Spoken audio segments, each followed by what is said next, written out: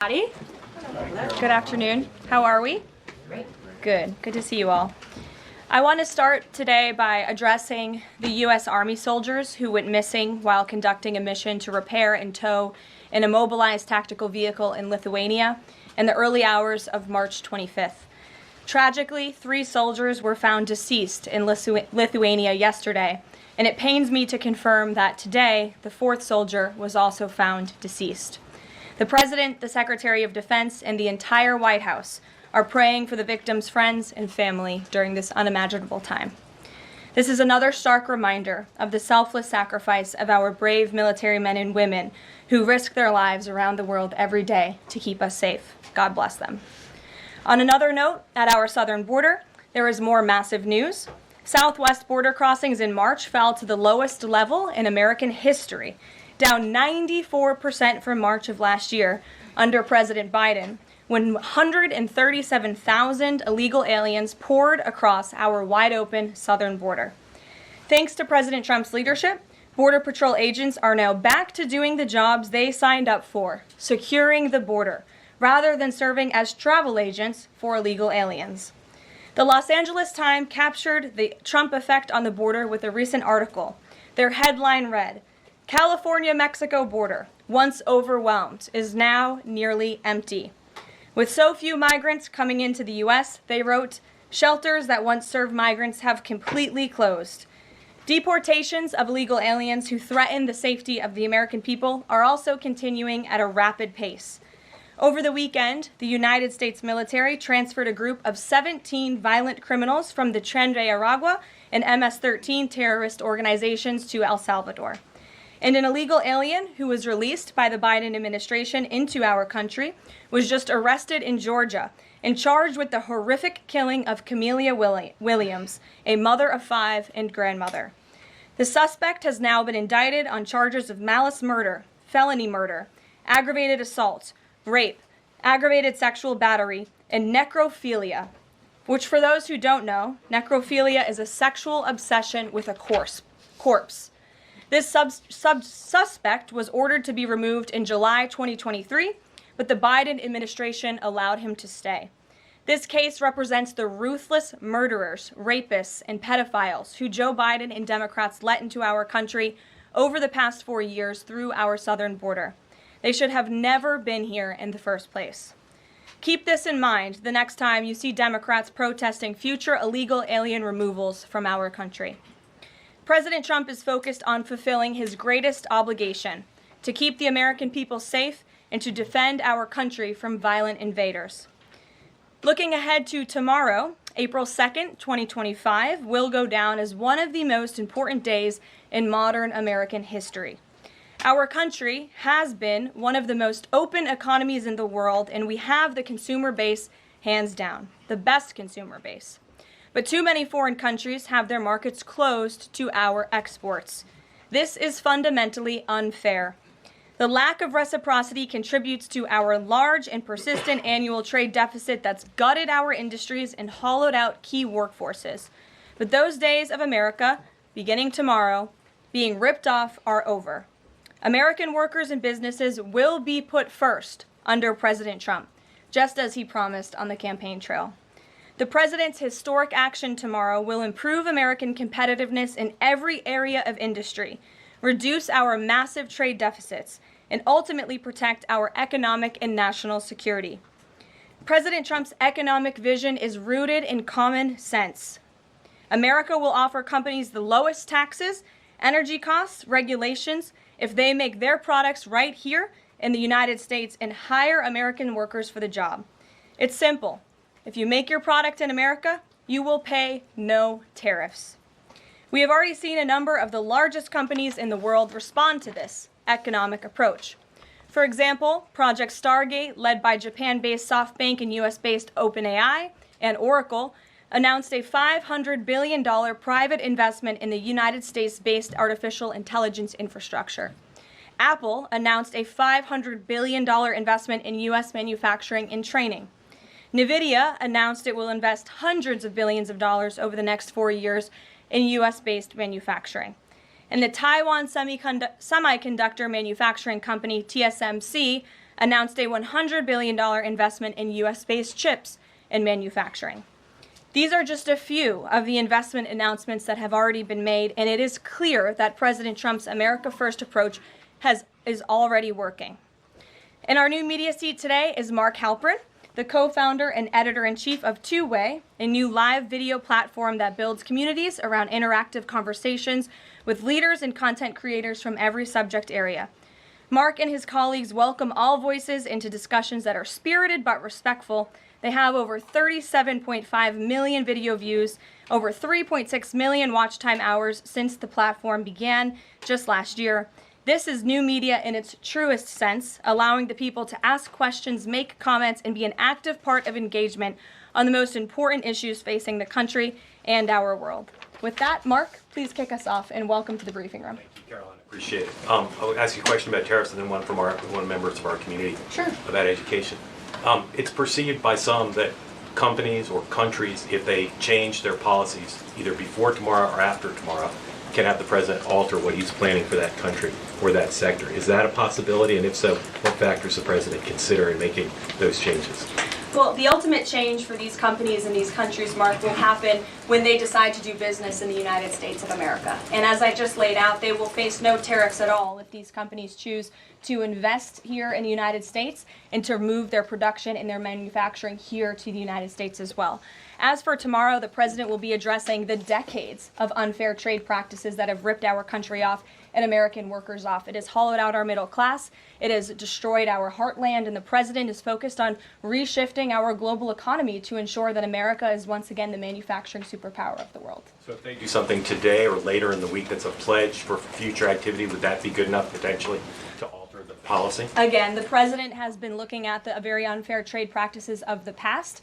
Certainly, the president is always up to take a phone call, always up for a good negotiation, but he is very much focused on fixing the wrongs of the past and ensuring that American workers have a fair shake. So if someone calls after tomorrow and says, hey, I'm ready to make a change, he'd be open to that? The president is always open to taking calls. Okay. A question from one of our community members. Katie Reeves is a school teacher in Wisconsin. She's taught K-8 in public, independent, private, and private schools. And here's what she wanted me to ask you. She says, I see the elimination of the Department of Education as an excellent first step in the improvement of our school system. Do you see any further role the federal government can take beyond this, possibly in promoting the expansion of voucher programs or reducing the influence that teachers' unions hold over our schools? Mm-hmm. Well, first of all, I want to thank Katie for her service to our country and our nation's children. Being a teacher is the most noble profession that we believe one can have. And the president said in his remarks when he signed the executive order to dismantle the Department of Education that he loves our teachers. And in part, this order is to empower our teachers to have greater decision making in the classroom. Nobody knows our nation's children and our students better than our teachers who are with them every single day. As for the federal government's role, to get to the heart of Katie's question, the president has made it clear to Linda McMahon that we need to find other places within our federal government for critical programs regarding education. Pell Grants, Title IX, lawsuits, etc., civil rights lawsuits, all of that are critical functions, special needs programs, nutrition programs, but there are other places throughout the federal bureaucracy where those things can happen and work. The Department of Education has been a very bloated bureaucracy. We spent trillions of dollars on this department, and for what? Our children are worse off as far as education goes today than they were when this department originated, and that's very concerning to the president. So, the two issues she cited, are those priorities for the president? School education choice, vouchers, and diminishing the role of teachers' unions. The president is very supportive of both of those things, particularly when it comes to school choice. He has said that school choice is the civil rights issue of our time, and he wants every child, regardless of zip code, socioeconomic status, how much money their parents have, to be able to go to the school of their choosing that best suits their educational needs. And he is going to empower state and local leaders to make those decisions on behalf of our nation's children. Thanks for being here, Mark. Jeff. Just changing subjects for 1 second. The administration has expressed a complete confidence in how all the deportation flights to El Salvador were conducted. But now that the administration has conceded that there was an error of one Salvadoran national, will there be any reviews conducted? And does the president express any thoughts on the one error that was disclosed in court last night? Well, first of all, the error that you are referring to was a clerical error. It was an administrative error. The administration maintains the position that this individual who was deported to El Salvador and will not be returning to our country was a member of the brutal and vicious MS-13 gang. That is fact number one. Fact number two, we also have credible intelligence proving that this individual was involved in human trafficking. And fact number three, this individual was a member, actually a leader of the brutal MS-13 gang, which this president has designated as a foreign terrorist organization. Fact number four is that foreign terrorists do not have legal protections in the United States of America anymore. And it is within the president's executive authority and power to deport these heinous individuals from American communities. It is a promise he campaigned on. It is a promise he is keeping. And every single person in this room should be grateful for that, considering especially MS-13 is very prevalent and prominent here in the District of Columbia, in Maryland, and in Virginia. And the president, the attorney general, everyone who has been involved in these operations is focused on eradicating these criminals and terrorists from our communities. The vice president said he was a convicted member of MS-13. What evidence is there to back that up? There's a lot of evidence, and the Department of Homeland Security and ICE have that evidence, and I saw it this morning. Steve. Has the president fully made up his mind on the level of tariffs to impose tomorrow? We keep hearing about a 20% flat rate. The president said last night he has made a decision and a determination. I was with him in the Oval Office earlier, and he is going to announce that decision tomorrow. I don't want to get ahead of the president. This is obviously a very big day. He is with his trade and tariff team right now, perfecting it to make sure this is a perfect deal for the American people and the American worker, and you will all find out in about 24 hours from now. And are the car tariffs going to go into effect on April 3rd as scheduled? Correct. Yes, they will. Okay. And last thing, would you like to respond to the Chinese military drills around Taiwan? Yes, I would. As a matter of fact, the National Security Council briefed me on this morning, and they said that the president is emphasizing the importance of maintaining peace in the Taiwan Strait, encouraging the peaceful resolution of these cross-strait issues, reiterating our opposition to any unilateral attempts to change the status quo by force or coercion. That is directly from the National Security Advisor. Just for you, Steve Holland of Reuters. Monica. Thank you so much, Caroline. Elon Musk this week revealed that Doge found that the Biden administration issued over 2 million Social Security numbers to illegal aliens, found 20 million dead people marked as alive in the Social Security system. Has the White House confirmed these numbers with Elon, and is the White House looking into correcting this? I'm not sure about those specific numbers that Mr. Musk cited. I can tell you what the Social Security Administration has said themselves, according to an Inspector General's report that was conducted last year, showing there was nearly $80 billion worth of fraud in this program. We know for a fact there are individuals who should not be receiving benefits on the Social Security rolls, and this administration is focused on cleaning out the waste, fraud, and abuse in every agency, but particularly in Social Security, to make it stronger for our tax-paying, law-abiding citizens who deserve these entitlements and programs. Because you did bring up Doge, I do want to tout the incredible efforts that have been made at the Environmental Protection Agency, and Administrator Lee Zeldin is just doing a tremendous job. Just yesterday and today it will be going into effect. He announced that taxpayers will be saved $8 million in annual lease costs by moving staff out of the 323,000 square feet of space that the EPA currently occupies, which is completely unnecessary. Yesterday, Administrator Zeldin also announced he will be shutting down a museum that the Biden administration built to tell a selective story about the EPA's history and climate change. It was a real pat on the back to President Biden.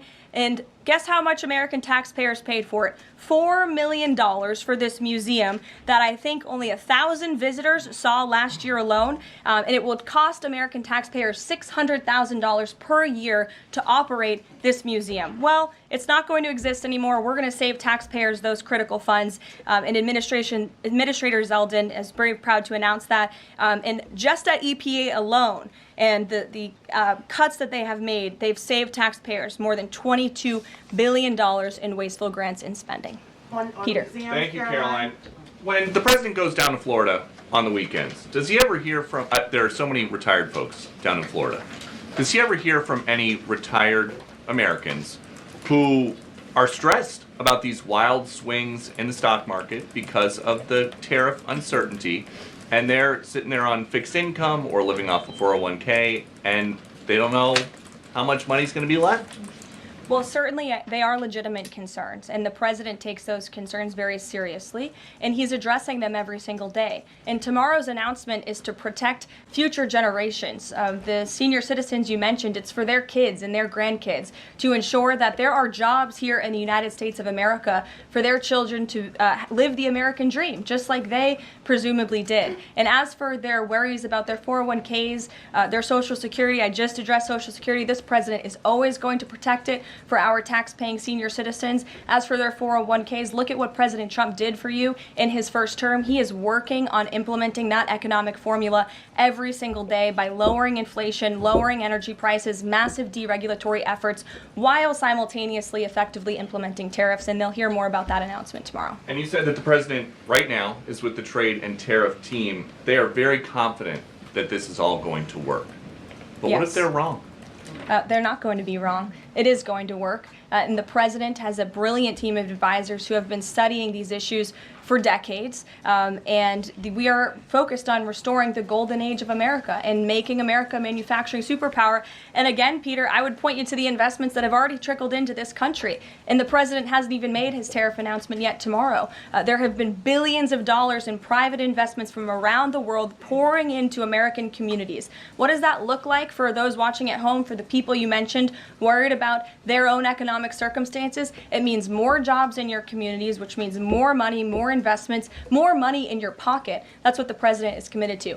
And I would be remiss if I didn't mention the president's commitment to tax cuts, which we are counting on Congress to do, especially on Social Security. And one more. Sure. Are the special elections today a referendum on the president?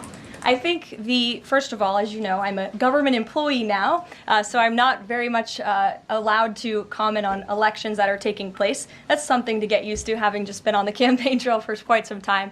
But the president is the leader of the America First movement and the MAGA movement. And that was made very clear on November the 5th when he received nearly 80 million votes. I could also say that it is the constitutional right of every law-abiding American in these places where these elections are being held to vote, and every American should exercise their constitutional rights. Sure. Thanks, Carolyn. A few questions about this deportation case. First, I wanted to clarify something that you said to Jeff a few minutes ago. You said you'd seen evidence that this man was a convicted gang member.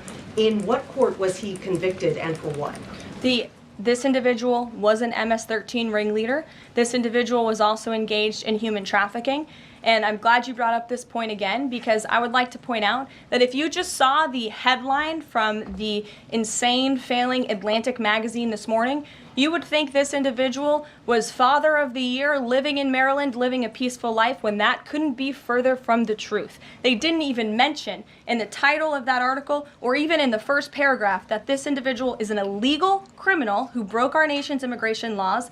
He is a leader in the brutal MS-13 gang, and he is involved in human trafficking, and now MS-13 is a designated foreign terrorist organization.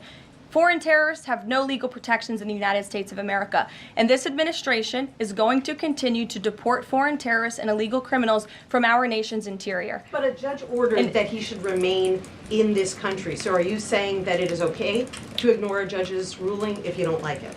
Who does that judge work for? He's an immigration It was an judge. immigration judge who works for the Department of Justice at the direction of the Attorney General of the United States, whose name is Pam Bondi, who has committed to eradicating MS-13 from our nation's interior. And let me tell you why we've made this commitment. MS-13, may I remind each and every one of you, is a brutal and vicious gang. They raped and strangled a 20-year-old autistic woman to death in Maryland. They hacked 4 people to death with machetes in a park on Long Island. They have kidnapped, sexually tortured, and shot a teenage girl in Texas after she insulted them, allegedly. Killed and mutilated a 17-year-old girl in Virginia, stabbing him 16 times and cutting off his hands. They beheaded and cut out the heart of a man in Washington, D.C., They raped and murdered a 13-year-old girl in California. They sex trafficked a slew of young girls, including one who was just 12 years old. Raped an 11-year-old girl in Brooklyn while her brother was in the room. Sex trafficked a 13-year-old in Maryland and Virginia. Miles away from this White House, even beating her 26 times on her backside with a baseball bat. Pressured homeless New Yorkers to undergo unnecessary surgeries such as spinal fusion in order to bolster their fraudulent lawsuits. These are vicious criminals. This is a vicious gang. And I wish that the media would spend just a second of the same time you have spent trying to litigate each and every individual of this gang who has been deported from our country as the innocent Americans whose lives have been lost at the hands of these brutal criminals. We maintain our position, and very strongly so. Jennifer. One more on the tariffs. Can you say what the latest thinking is on the start date? I know you were just in the Oval. Are they all going to take effect this week on the reciprocal tariffs? And whenever they start, is that enough time for companies and everyone involved to adjust to that start date? My understanding is that the tariff announcement will come tomorrow. They will be effective immediately. And the president has been teasing this for quite some time, as you know. He's talked a lot about April 2nd as Liberation Day in America. It would be taking place today if not for April Fool's Day. But tomorrow will be the day, and he's been talking about it for a while. And as a result, you've seen these companies make commitments to investing right here in the United States. Jasmine. Thank you so much. I wonder, back on tariffs, what, if any, market indicators is the White House looking for to see if this tariffs plan is successful down the line? Well, look, the president has been asked and answered this question about the stock market and whether he's watching it. And I've said, and he has said, the market is a snapshot in time. Yesterday, Dow futures were up.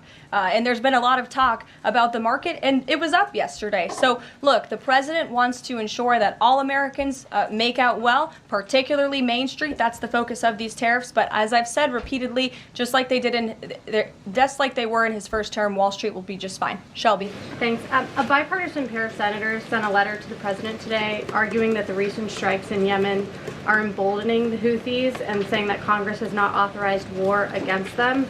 Is the administration planning to consult with Congress at some point or going forward regarding the strikes, and any response on the letter?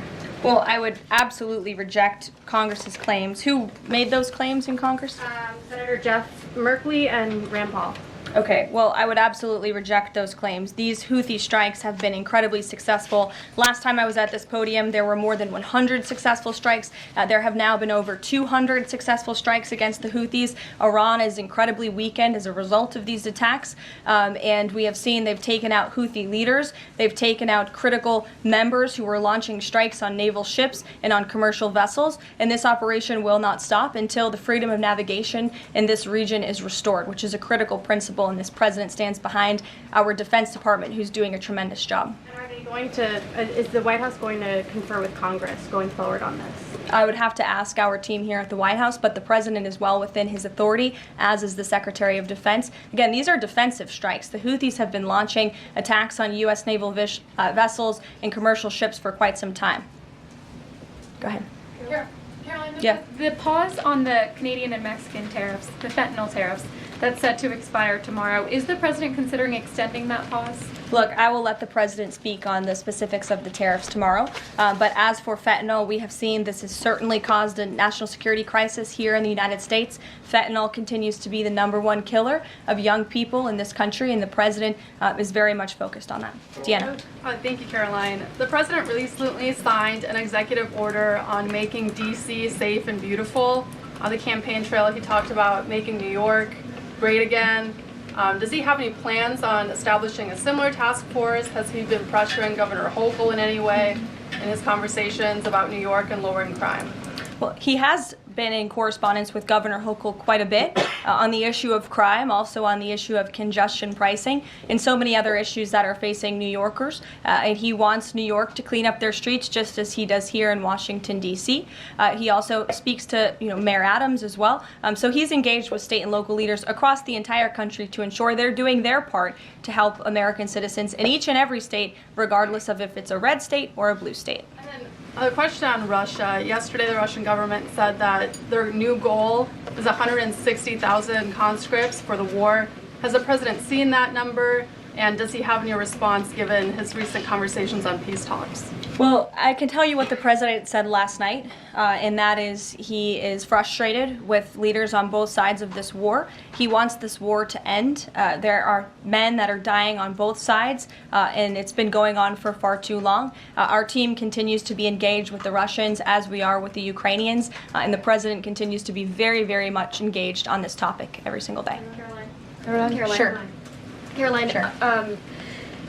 The president said over the weekend that he couldn't care less if prices went up on foreign cars because people buy more American cars. There's been consensus from a lot of economists that these tariffs could raise prices on other goods as well. Is the president comfortable with Americans on Main Street paying more because of these tariffs? The president is doing everything he can, and this entire administration is doing everything we can to bring down the cost of living in this country. An inflation mess that was fueled by the previous administration's reckless spending, overburdensome regulations that this administration is focused on slashing every single day. I just read you a statistic just from the Environmental Protective Agency alone. We're saving taxpayers money that's ultimately going to drive down inflation, and we're unleashing the might of our energy industry, which will bring down prices as well.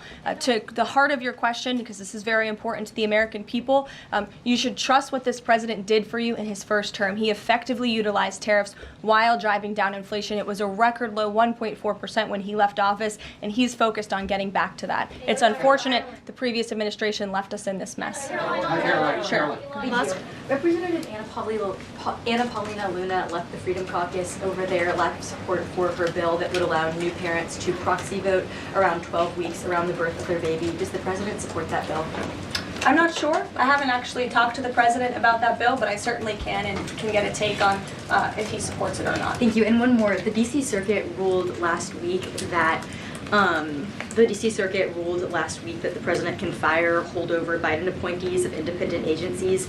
Will this ruling empower President Trump to dismiss more federal employees? Well, the president has given the responsibility to his cabinet secretaries to hire and fire at their respective agencies, and they reserve that right. You saw the Secretary of Health and Human Services announced more layoffs today. This is all part of the administration's effort for a mass reduction in force in the federal bureaucracy here in Washington, D.C. to save American taxpayers money. As for agencies within the president's executive authority, the president retains that right. And we've seen there have been bureaucrats at some of these agencies that have been trying to act independent. They need to remember who they work for. It's the executive of the executive branch. You look at the United States Institute of Peace, for example. There was a little bit of a standoff with bureaucrats over there who didn't want to realize who they work for, and that is Donald Trump. And President Trump is focused on streamlining these agencies to save American taxpayers money, and he has every right to do that. Caroline. Sure. Go ahead. Thanks, Caroline. Yeah. In Gaza, the bodies of 15 rescuers have been found in their sort of ambulances where they were apparently killed by Israeli forces. Just wondering if the White House is going to be calling on Israel to investigate that and to try and avoid similar casualties involving rescue workers in the future. Well, as for the specific situation you just mentioned, I'll talk to the president about it and our national security team. What I can tell you is what I've spoken with the president on.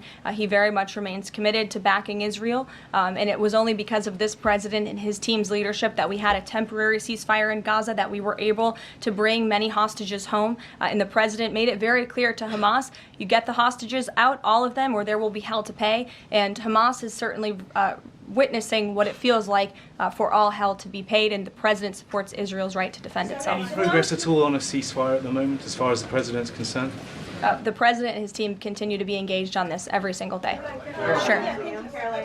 Go ahead, So I'm just wondering, related to that, if you have an approximate date for the president's first foreign trip. I think there was a little confusion yesterday about what month he was talking about. And then will he need a ceasefire to be in place or closer, either in Gaza or in Ukraine, before that takes place? Mm-hmm. The president will be heading to Saudi Arabia in May. As for specific dates and details, we will be reading those out to you as soon as we possibly can. I know our teams are working on the details of that trip.